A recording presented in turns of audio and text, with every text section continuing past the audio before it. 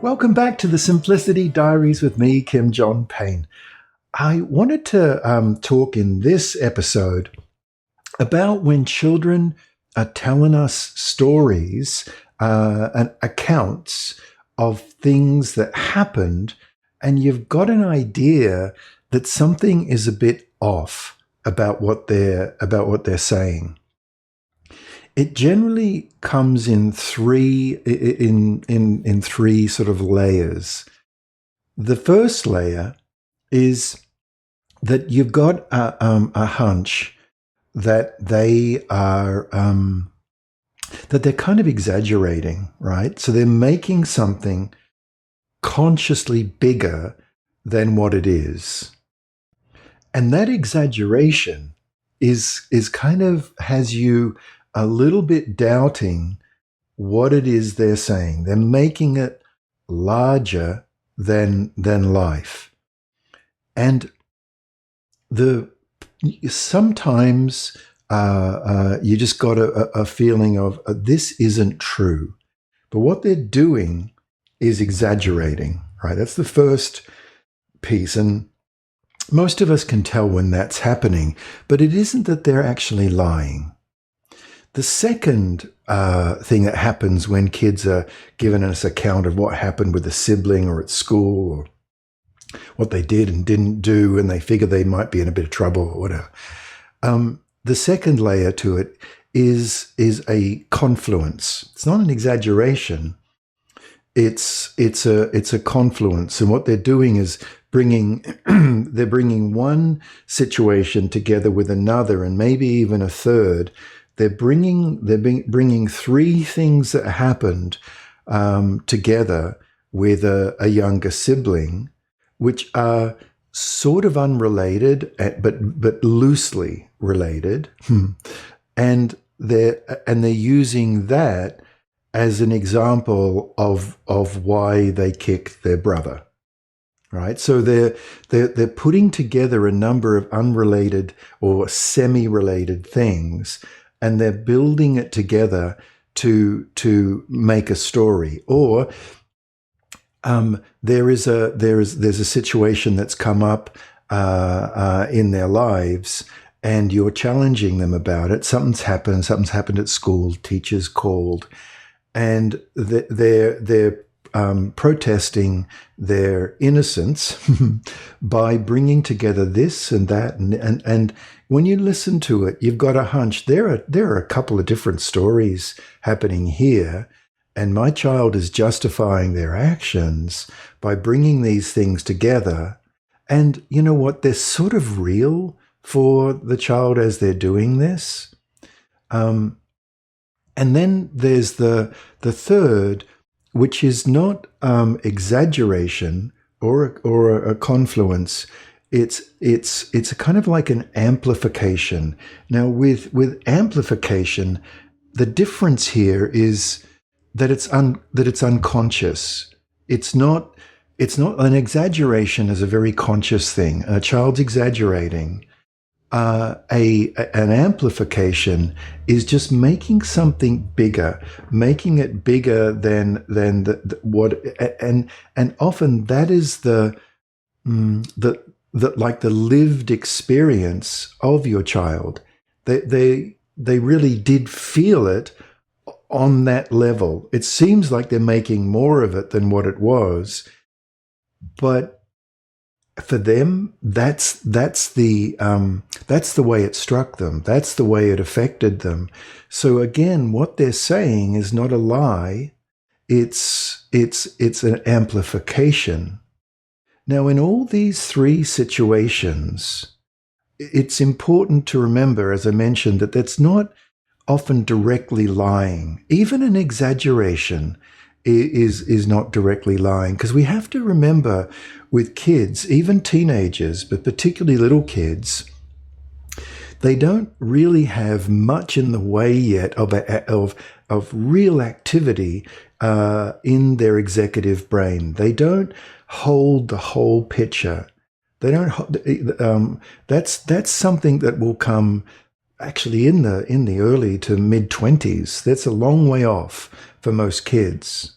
So when they, for example, have a like a confluence, and they're bringing together two or three different stories to make one, whether it's a justification for what they did or a denial of what they did, it's often our role in this is to actually hold the bigger picture without doubting and blaming and accusations of lying. I think it's important that we're inquisitive and not accusative, and we lean into what they're saying, because if they're amplifying, it could be actually their lived experience and it's real. And the only way to get that back into whack, back into shape, is to be able to be curious about it and help them. The only way to get a situation where there's a conflict, where someone is conflating and bringing something together that those two things don't really relate, is to be, again, inquisitive and curious about it and help them see that whilst those two things really did happen, that's not really justification, that they're separate things. And if it's an exaggeration, same deal.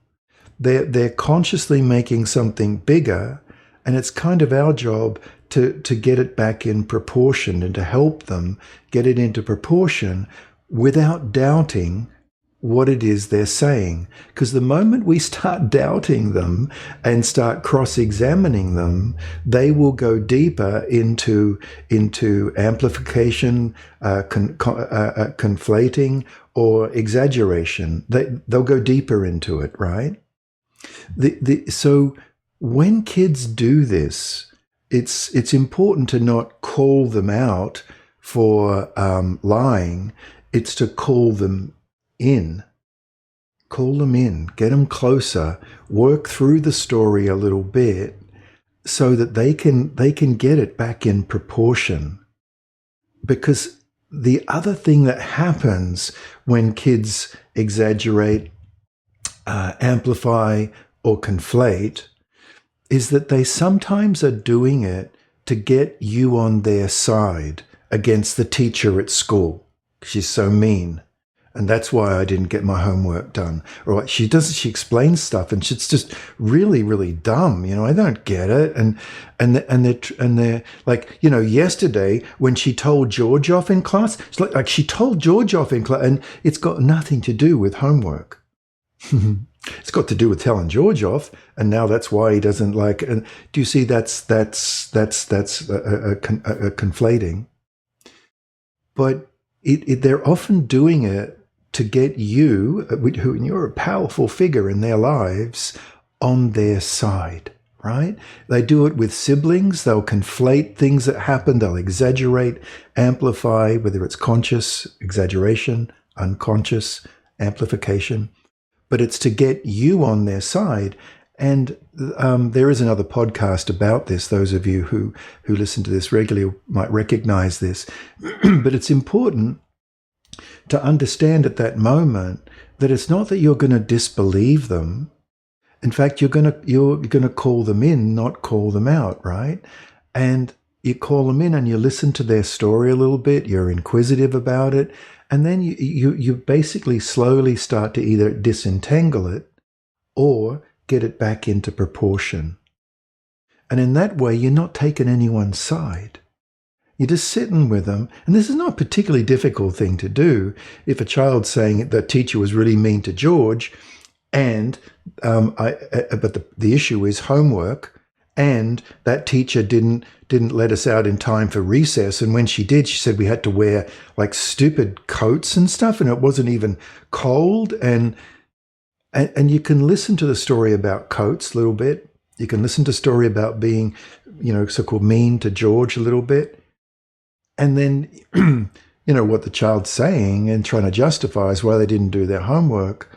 And you can listen to those two things and say, gosh, that's really hard that happened to your best friend. That is. And yeah, it was kind of warm and kind of cold today it was right on the edge, a little bit of rain. It must have been hard for you to have a coat on. It must have been hard for the teacher, to make that call. And let's zoom in on the homework a little bit more. How can we make a plan around that? Right? So it's not saying George and coats have got nothing to do with homework. Come on. No. Let's just focus on the homework, because that's going to send a child into more and more pushback, because they don't sense we're with them when we do that. So conscious exaggeration, conflating, and amplification, unconscious, bit more unconscious, all of these things can significantly be helped by bringing them back into proportion, but recognizing that a lot of that, what we're doing, is using our executive brain, which is functioning, well, on a good day. We're almost like scaffolding, buffering their growing ability, but very small, but their slowly growing ability to get the big picture. I think they don't have it yet. Not really, not much. And so rather than presuming they do understand and they're just telling lies, it's kind of easier to understand that there actually might not be. And this is not letting them get off light, because now you're getting to the homework that needs to be done. Or now you're getting to the issue of kicking her brother, right? Or their brother. So now we're getting to the issue. This is not all nice and gentle and such. It enables us to disentangle, bring it back, right size it, as the saying goes, and then working it out. So please don't think this is letting kids get away with stuff. In fact, it's actually the opposite, because then we can get to the core of it and work through it, in which very often a child is held accountable, but it doesn't have to be done in a harsh or mean way. Okay. I hope that wasn't conflating or exaggerating or amplifying. and I hope that's helpful. Okay, bye-bye for now.